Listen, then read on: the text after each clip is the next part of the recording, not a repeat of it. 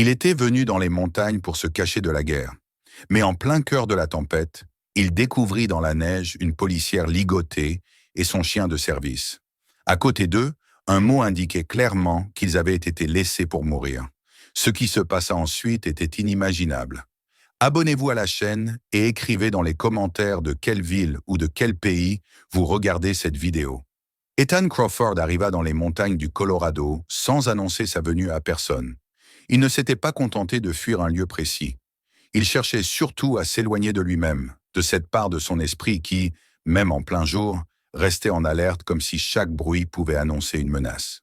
Ancien membre des forces spéciales de la marine américaine, il portait encore en lui la discipline rigide et l'attention constante de ceux qui ont trop souvent survécu là où d'autres sont tombés. À 34 ans, son corps semblait intact, sec et solide, mais son regard trahissait autre chose, une vigilance qui ne connaissait pas le repos. Il avait choisi un petit chalet isolé, non loin de Silver Creek, une station de montagne qui, en journée, donnait l'illusion d'une carte postale tranquille. Les touristes y buvaient leur café en parlant de pistes et de météo, sans vraiment comprendre ce que signifiait vivre à cette altitude quand la nuit tombait. Ici, l'hiver n'était pas une saison décorative, c'était une épreuve. Le vent descendait des crêtes avec une brutalité sourde, la neige pouvait couper toute route en quelques heures, et l'aide, quand elle existait encore, arrivait parfois trop tard. Ethan était venu pour le silence. Il s'était accordé 30 jours de congé, une durée qui, sur le papier, devait suffire à lui faire reprendre son souffle après des mois où chaque instant avait été tendu comme un fil prêt à rompre. Il ne voulait ni conversation inutile, ni souvenirs partagés autour d'un feu de camp. Il voulait entendre le bois crépiter dans la cheminée, sentir l'odeur de la résine et croire, ne serait-ce qu'un moment, que le monde pouvait redevenir simple. Le soir même de son arrivée, les bulletins météo annoncèrent ce que les anciens de la région redoutèrent le plus, une tempête majeure, la plus violente depuis des années. Certains parlaient déjà de « tempête de la décennie ». Ethan ne commenta pas la nouvelle. Il se contenta d'agir. Pour lui, ce n'était pas une catastrophe annoncée, mais un problème concret à gérer. Il passa une bonne partie de la soirée à préparer le terrain autour du chalet. Il ferma solidement les volets, vérifia le générateur, renforça la porte du petit abri où il stockait le bois, et transporta à l'intérieur plusieurs bûches supplémentaires. Chaque geste était précis, presque mécanique, mais derrière cette apparente routine se cachait une certitude. En montagne, l'imprévu ne pardonne pas. La beauté du paysage n'était qu'un masque posé sur une réalité bien plus rude. Quand la nuit tomba complètement, la neige commença à tomber, d'abord doucement, presque avec élégance. Puis, sans avertissement, le vent se leva. Il ne se contentait pas de souffler, il hurlait, s'engouffrant entre les arbres, fouettant les parois du chalet comme s'il cherchait à les briser. L'air sembla soudain se densifier, réduisant la visibilité à quelques mètres. Ethan observa la tempête depuis la fenêtre, conscient que la nature venait de rappeler qui était le maître des lieux. Il s'apprêtait à refermer la porte après un dernier contrôle, quand quelque chose en lui se mit à résister. Ce n'était ni un bruit distinct, ni une vision précise, mais plutôt une sensation diffuse, un malaise profond qu'il connaissait trop bien. Cette impression que quelque chose n'allait pas, qu'un détail échappait à l'ordre logique des choses. Cette intuition lui avait sauvé la vie plus d'une fois, et il avait appris à ne jamais l'ignorer. Il attrapa une lampe torche puissante et sortit malgré le vent et la neige. Chaque pas dans la poudreuse devenait plus difficile. Le froid mordait son visage, mais il avançait sans précipitation inutile. Le faisceau de lumière perça le voile blanc et balaya les abords du terrain. C'est alors qu'il aperçut une forme sombre, presque entièrement recouverte par la neige, à la limite de la propriété. Au premier regard, il pensa à une branche tombée ou à un sac emporté par le vent. Puis il distingua une seconde forme, juste à côté. Son rythme cardiaque ne s'emballa pas. Il s'approcha plus vite, mais avec la prudence de quelqu'un qui a appris à suspecter chaque situation. À mesure qu'il réduisait la distance, les contours devinrent plus nets, et la réalité s'imposa avec une brutalité glaciale. Dans la neige gisait une femme. Ses mains étaient liées derrière son dos avec une corde épaisse, ses vêtements déchirés, et des taches sombres marquaient le tissu déjà durci par le gel. Son visage était d'une pâleur inquiétante, et ses cheveux semblaient figés dans la glace. À côté d'elle se trouvait un grand chien, un berger allemand, lui aussi entravé. Ses pattes étaient liées et son corps était tourné vers la femme, comme s'il avait essayé, jusqu'à l'épuisement, de se placer entre elle et le danger. Même dans cet état de faiblesse extrême, l'animal semblait veiller. Ethan s'agenouilla, protégeant la flamme de sa lampe du vent. Il posa 2 doigts sur le cou de la femme et perçut un souffle presque imperceptible. Elle vivait encore, mais le temps jouait contre elle. À une telle température, l'hypothermie avançait plus vite que n'importe quelle lame. Il observa ensuite le chien. Un faible mouvement de poitrine confirma qu'il respirait lui aussi. En levant les yeux, Ethan remarqua un détail supplémentaire. Sur le tronc d'un pin voisin, un morceau de papier était fixé à l'aide d'un clou. Il le détacha avec précaution. Les mots, écrits au marqueur, étaient des courts et cruels, une promesse froide laissée à la tempête pour achever le travail. Ce n'était pas un acte de violence impulsive, c'était une condamnation. Il ne prit pas le temps de réfléchir davantage. Ses décisions se succédèrent avec la clarté de celles prises en zone de combat.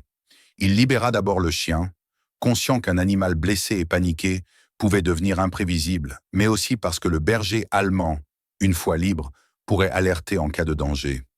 L'animal émit un grondement sourd, plus proche de la douleur que de l'agressivité, puis s'immobilisa, ses yeux rivés sur la femme. Ethan trancha ensuite les liens qui retenaient les poignets de la victime. Sa peau était glacée, son pouls faible et irrégulier. Il comprit immédiatement qu'il ne pourrait pas transporter les deux en même temps sur une longue distance dans cette tempête. Il fit donc un choix difficile, mais nécessaire. Il souleva le chien, lourd et inerte, le porta jusqu'à son véhicule stationné non loin, l'installa sur une couverture et le couvrit soigneusement. Puis il revint chercher la femme. Chaque pas était une lutte. Le vent semblait vouloir les repousser, la neige montait jusqu'aux mollets et l'air coupait la respiration. Lorsqu'il parvint enfin à la voiture avec elle dans les bras, il la plaça à côté du chien, les enveloppa tous les deux et démarra. Il conduisit presque à l'aveugle, guidé par l'habitude et l'instinct, jusqu'au chalet. À l'intérieur, l'endroit cessa d'être un refuge personnel pour devenir autre chose, un lieu de survie.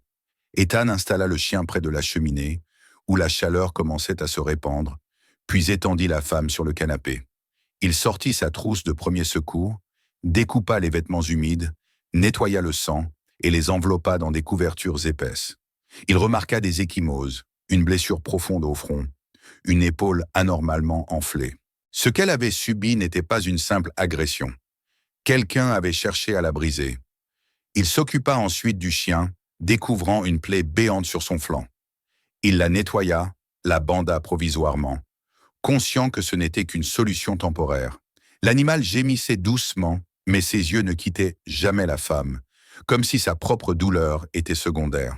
Alors qu'Ethan achevait les soins, un coup sec et assuré résonna contre la porte du chalet. Il se figea instantanément. Son corps réagit avant sa pensée. Ses muscles se tendirent, sa main se rapprocha de l'arme qu'il gardait à portée. Dans ce silence chargé, le vent continua de hurler au dehors. La nuit n'avait pas encore livré tous ses secrets. Le coup porté contre la porte résonna encore une fois, net et maîtrisé, sans hésitation ni panique. Ethan resta immobile, l'oreille tendue, évaluant le rythme, la force, l'intention derrière ce geste. Ce n'était pas un appel à l'aide désespéré, ni la brutalité maladroite de quelqu'un pris par le froid. C'était le coup de quelqu'un qui savait exactement où il se trouvait et pourquoi il venait. Lentement, sans faire le moindre bruit, Ethan s'approcha de la porte et observa à travers le judas. Une silhouette féminine se découpait dans la blancheur de la tempête. Elle portait une parka sombre, couverte de neige, un sac solidement attaché sur le dos et des raquettes aux pieds.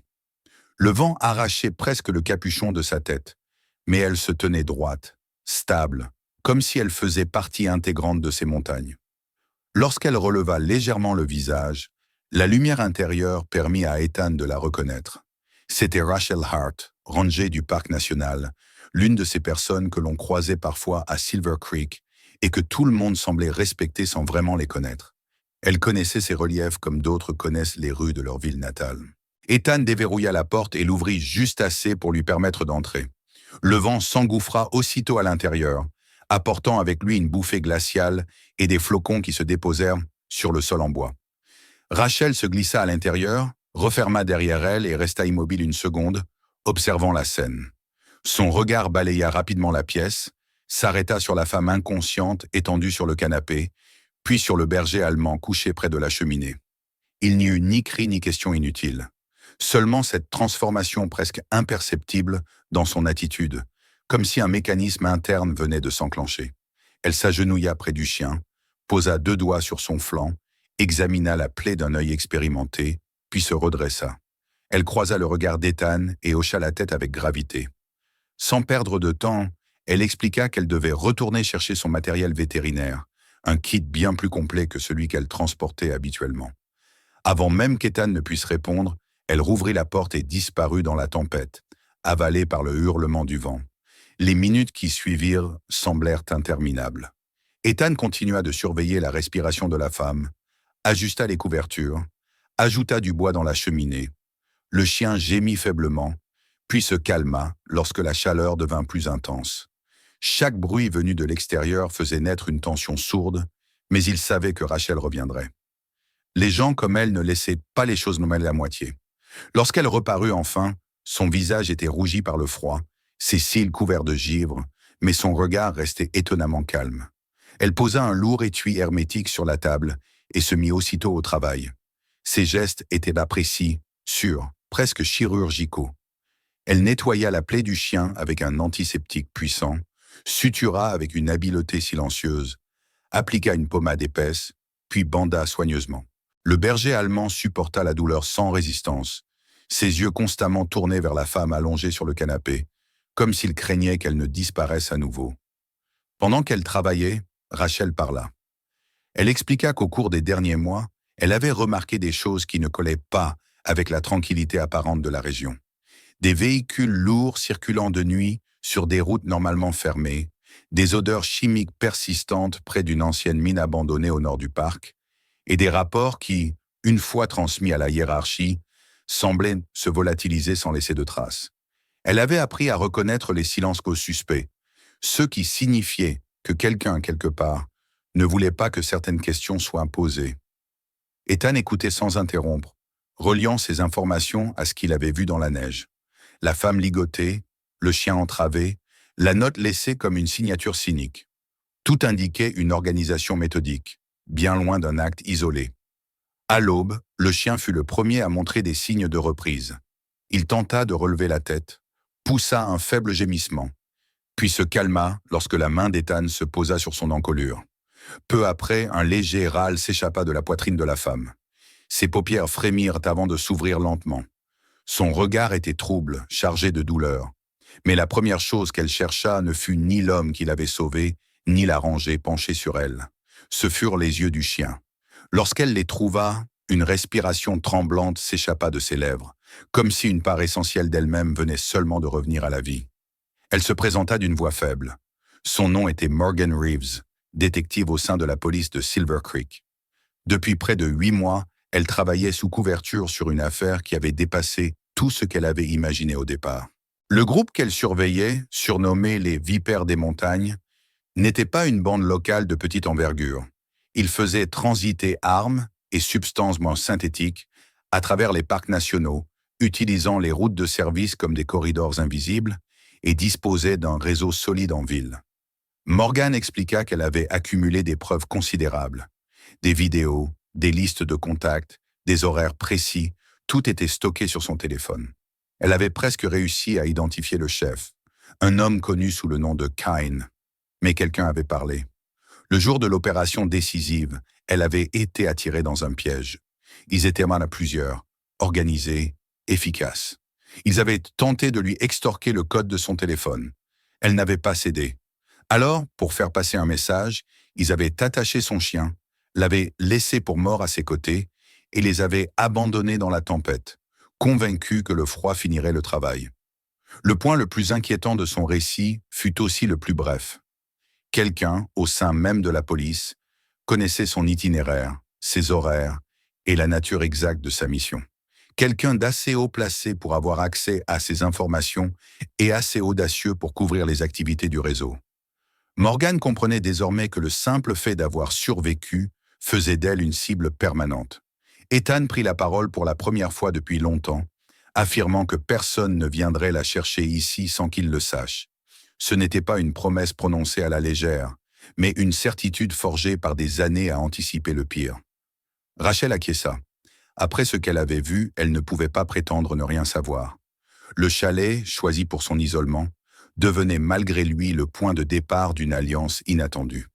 Alors que le jour se levait lentement sur les montagnes encore ensevelies sous la neige, une décision tacite se forma entre eux. Dès que la tempête se calmerait, ils retourneraient sur les lieux où Morgan et son chien avaient été laissés pour morts. Là-bas peut-être, la neige n'aurait pas réussi à effacer toutes les traces de la vérité. Lorsque la tempête relâcha enfin son emprise sur les montagnes, ce ne fut pas un apaisement soudain, mais une lente reddition. Le vent se calma par à-coups, comme un animal blessé refusant d'abandonner complètement le combat, et la neige, désormais plus lourde, tombait presque verticalement. Au matin, le silence avait une qualité étrange, plus épaisse encore que celui d'avant la tempête, comme si la montagne retenait son souffle. Ethan observa longuement l'horizon depuis le perron du chalet. Les arbres étaient chargés de neige, figés dans des postures irréelles, et la piste qui menait à la route principale avait disparu sous une couche blanche presque parfaite. À l'intérieur, Morgane reposait encore, affaiblie mais consciente, tandis que le berger allemand, Bruno, demeurait étendu près de la cheminée. Sa blessure le faisait souffrir, mais il restait alerte, ses oreilles se dressant au moindre bruit, comme s'il savait déjà que ce répit n'était qu'une pause entre deux dangers. Ils attendirent que la visibilité soit suffisante avant de se préparer. Rachel revêtit son équipement de terrain, ajusta son sac et consulta brièvement une carte topographique qu'elle connaissait presque par cœur. Morgane insista pour les accompagner malgré la douleur persistante dans son épaule. Elle expliqua qu'elle devait voir par elle-même ce que la neige avait laissé derrière elle. Ethan n'argumenta pas.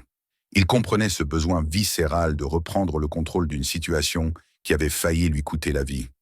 Ils retournèrent à l'endroit précis où Ethan avait découvert les deux corps, guidés par des repères qu'il avait mentalement enregistrés pendant la nuit de la tempête. Le paysage avait changé, mais pas au point de devenir méconnaissable. Là où la neige avait été comprimée par le poids des corps, des irrégularités subsistaient. Bruno, malgré sa faiblesse, descendit du véhicule et inspira profondément l'air froid. Son comportement changea aussitôt. Il ne suivit pas les traces laissées par Ethan lors du sauvetage, mais se dirigea légèrement à l'écart, le museau près du sol, tirant doucement sur la laisse. Il le suivit sur quelques dizaines de mètres, jusqu'à ce qu'il s'arrête brusquement. Dans la neige durcie, Ethan aperçut l'éclat métallique d'un objet à moitié enfoui. Il se pencha et en retira une douille de 9 mm, probablement tombée et oubliée dans la précipitation. Un peu plus loin, Rachel repéra un morceau de bande industrielle noire, du genre utilisé pour sceller des caisses de transport. Morgane trouva enfin un fragment de tissu imprégné d'une odeur chimique agressive, impossible à confondre avec quoi que ce soit de naturel. À cet instant précis, la carte que Rachel avait en tête prit une nouvelle dimension. Tous ces éléments pointaient vers la vieille mine abandonnée au nord, un endroit officiellement condamné, mais dont l'accès restait étrangement fréquenté. Ils comprirent qu'ils devaient agir avec prudence. Retourner directement à la police locale aurait été une erreur. Morgane elle-même ne savait plus à qui faire confiance. Ils décidèrent donc de se rendre en ville sous couvert de normalité, comme de simples habitants ou touristes reprenant leurs habitudes après la tempête. À Silver Creek, la vie semblait reprendre son cours. Les cafés rouvraient, les vitrines étaient dégagées, et les conversations portaient sur la violence du vent et la hauteur de la neige. Ethan et Morgane se fondirent dans cette routine feinte, marchant lentement, s'arrêtant pour boire un café, jouant le rôle de deux personnes ordinaires ayant subi un accident en montagne. Morgane dissimulait sa douleur derrière une attitude calme, tandis qu'Ethan observait chaque reflet, chaque mouvement, à la recherche d'un signe de surveillance. Rachel, de son côté, se rendit au bureau administratif du comté sous prétexte de consulter de vieux dossiers fonciers. Elle engagea la conversation avec un employé bavard, posant des questions apparemment anodines. Peu à peu, les informations émergèrent. Un entrepôt situé à la périphérie de la ville, enregistré au nom d'une société récente, avait obtenu des autorisations avec une facilité déconcertante. Les signatures au bas des documents attirèrent immédiatement l'attention de Morgane lorsqu'elle les examina plus tard. Le nom du lieutenant Grant Whitmore y figurait clairement. Whitmore, son supérieur hiérarchique, l'homme qu'il avait recommandé pour l'infiltration. Le doute s'installa en elle comme une brûlure lente, douloureuse, mais impossible à ignorer. Il ne disposait pas encore de preuves irréfutables. Le soupçon, aussi lourd soit-il, ne suffisait pas. Ce fut Bruno qui, sans le savoir, leur offrit ce qu'ils cherchaient. Dans l'après-midi, alors qu'Ethan et Morgan s'étaient absentés pour quelques courses indispensables, le chien, malgré sa blessure, manifesta une agitation soudaine. Il se dirigea vers l'arrière du chalet, vers le petit abri adossé à la structure principale. Là, il commença à gratter la neige gelée avec insistance. Lorsqu'ils revinrent, ils trouvèrent Bruno haletant, ses pattes sales, devant un trou partiellement creusé. Ethan comprit immédiatement. Il prit une pelle et dégagea la zone. Sous la couche de terre durcie, ils découvrirent un sac en nylon noir, solidement fermé. Ils l'ouvrirent avec précaution, utilisant des gants. À l'intérieur se trouvaient plusieurs cartes SIM, une clé USB et un petit boîtier en plastique. Ethan sortit un ordinateur portable renforcé qu'il conservait hors ligne. Les données contenues sur la clé révélèrent rapidement leur importance. Des tableaux détaillant des itinéraires, des horaires, des noms. Mais surtout, des enregistrements internes de la police démontraient un schéma précis. À chaque livraison majeure, les patrouilles censées surveiller certaines zones étaient redirigées ailleurs par un code officiel. Chaque fois, la validation portait la signature de Whitmore. Ce n'était plus une hypothèse. C'était une trahison documentée. Cette découverte transforma leur situation. Ils n'étaient plus seulement des témoins.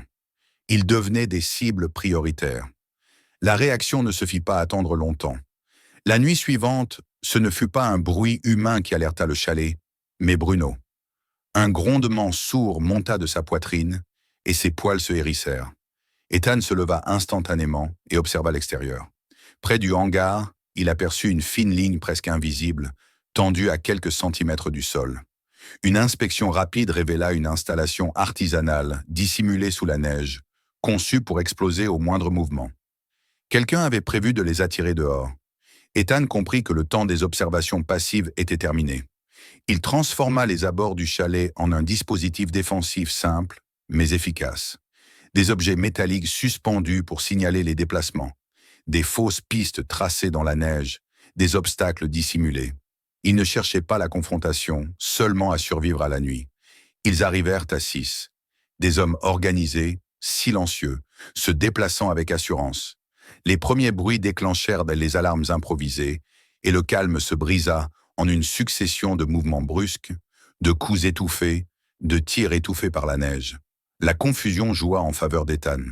Profitant d'un instant de désorganisation, il parvint à neutraliser l'un des assaillants et à le traîner à l'intérieur du chalet. Les autres, surpris par la résistance et la perte de l'initiative, se replièrent dans l'obscurité. L'homme capturé tremblait, plus par peur que par le froid. Ethan ne le frappa pas. Il se contenta de parler calmement, exposant ce qu'il savait déjà. Morgan ajouta que les autorités fédérales seraient bientôt informées et que les responsables se débarrasseraient sans hésiter des exécutants inutiles. Cette perspective suffit. Le prisonnier parla. Il confirma que Kane était le chef et que Whitmore assurait la protection depuis l'intérieur de la police. Morgan n'hésita plus. Elle contacta la seule personne en qui elle avait une confiance absolue, en dehors de cette région corrompue. Son frère Nathan, agent fédéral. Les coordonnées furent transmises, ainsi que l'ensemble des preuves. Pourtant, un nouveau problème surgit. L'état de Bruno se dégrada. La blessure s'était rouverte, la fièvre montait. Le conduire dans une clinique locale serait trop risqué. Rachel se proposa de l'emmener chez un vieux vétérinaire vivant isolé dans la vallée, loin des circuits officiels. Pendant ce temps, grâce aux aveux du prisonnier, Ethan et Morgan apprirent qu'une livraison majeure devait avoir lieu dans 2 jours, près de la vieille mine. Attendre un raid classique serait trop dangereux. Whitmore aurait le temps de prévenir ses alliés. Ils comprirent qu'ils devaient prendre l'initiative et forcer leurs ennemis à jouer selon leurs règles. La chasse venait de changer de sens. La décision fut prise dans un silence dense, presque solennel. Ethan et Morgan savaient désormais qu'ils ne pouvaient plus se contenter d'attendre.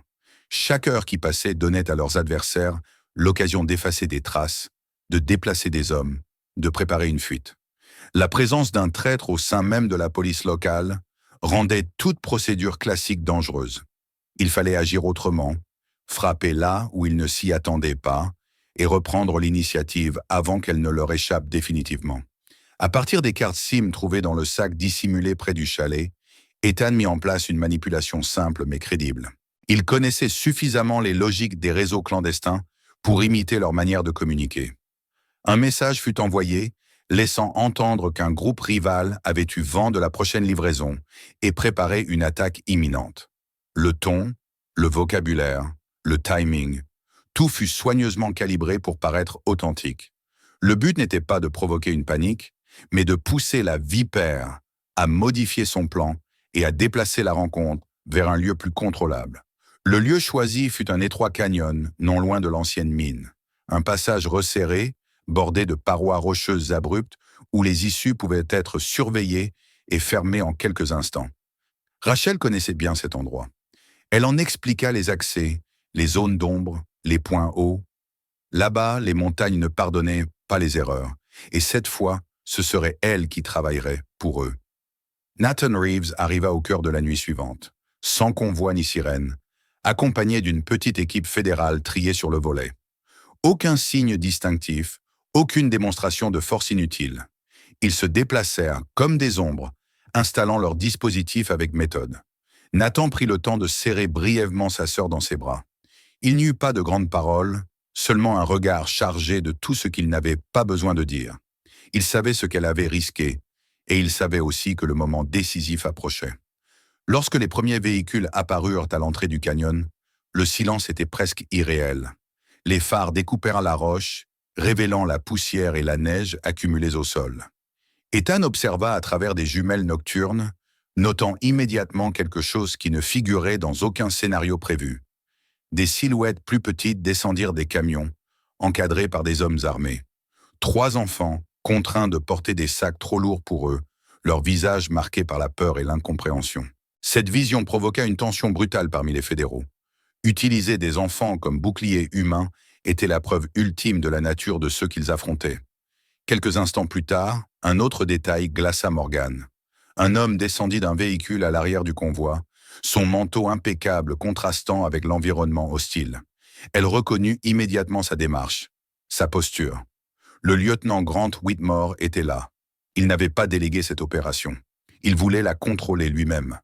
Lorsque les projecteurs fédéraux s'allumèrent brusquement, le canyon se transforma en plein jour artificiel. Les ordres fusèrent, les hommes se dispersèrent, certains tentant de fuir, d'autres cherchant à se protéger derrière les véhicules. Les enfants crièrent, lâchant leurs sacs dans la panique. Dans ce chaos, Whitmore agit avec une rapidité désespérée.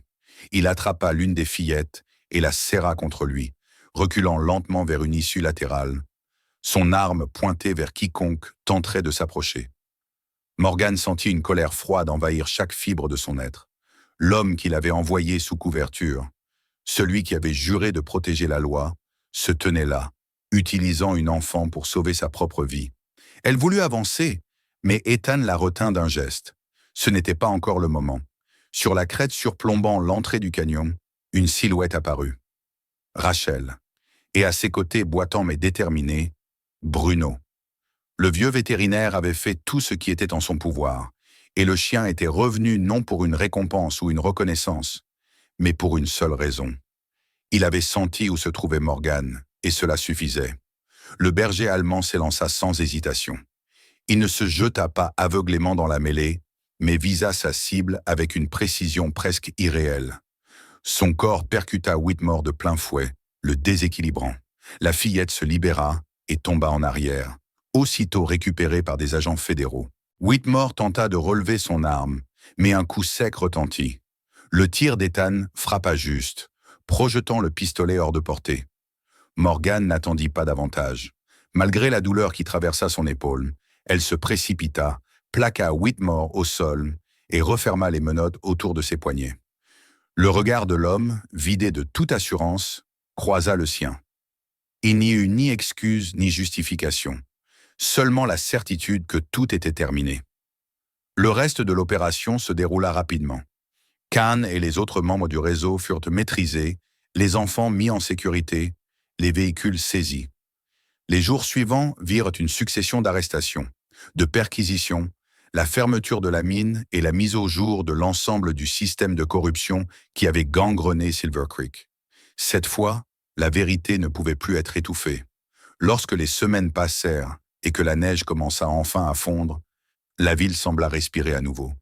Morgan fut officiellement réintégré et décoré pour son courage. Nathan se tenait à ses côtés, partagé entre fierté et amertume face à ce qui avait failli se produire. Rachel obtint un financement fédéral destiné à créer un centre de réhabilitation pour animaux de travail et chiens de service, utilisant les biens confisqués au réseau criminel. Pour la première fois depuis longtemps, elle souriait sans contrainte. Ethan, lui, évita toute cérémonie. Sa reconnaissance arriva sous la forme de dossiers scellés et de remerciements discrets. Il les rangea, referma le tiroir et retourna à la montagne. Non plus pour fuir, mais parce qu'il avait compris que la paix ne se trouvait pas dans l'isolement, mais dans l'acte de protéger ceux qui ne pouvaient pas se défendre seuls. Ils se retrouvèrent un jour sur une crête surplombant la vallée. L'air sentait la terre humide et les pins. Morgan se tenait droite, libérée de ses bandages. Rachel parlait de ses projets d'avenir. Ethan observait le paysage avec un calme nouveau. À leurs pieds, Bruno était assis, un nouveau collier autour du cou, orné d'une petite médaille qui tintait doucement lorsqu'il bougeait la tête. Il regarda tour à tour chacun d'eux, puis remua lentement la queue. Ethan comprit alors que le monde n'était pas un endroit où l'on pouvait simplement se cacher. C'était quelque chose que l'on devait parfois reconstruire, pas à pas, au prix du courage et de la loyauté. Et dans ce silence retrouvé, il sut que la tempête était vraiment passée. Abonnez-vous à la chaîne pour ne pas manquer la suite et les nouvelles histoires. Regardez la vidéo jusqu'à la fin, puis passez directement à la suivante. Ce sera encore plus intense. Et partagez absolument cette vidéo avec un ami ou un proche. Parfois, une seule histoire peut changer la journée de quelqu'un. Écrivez dans les commentaires de quelle ville ou pays vous nous regardez.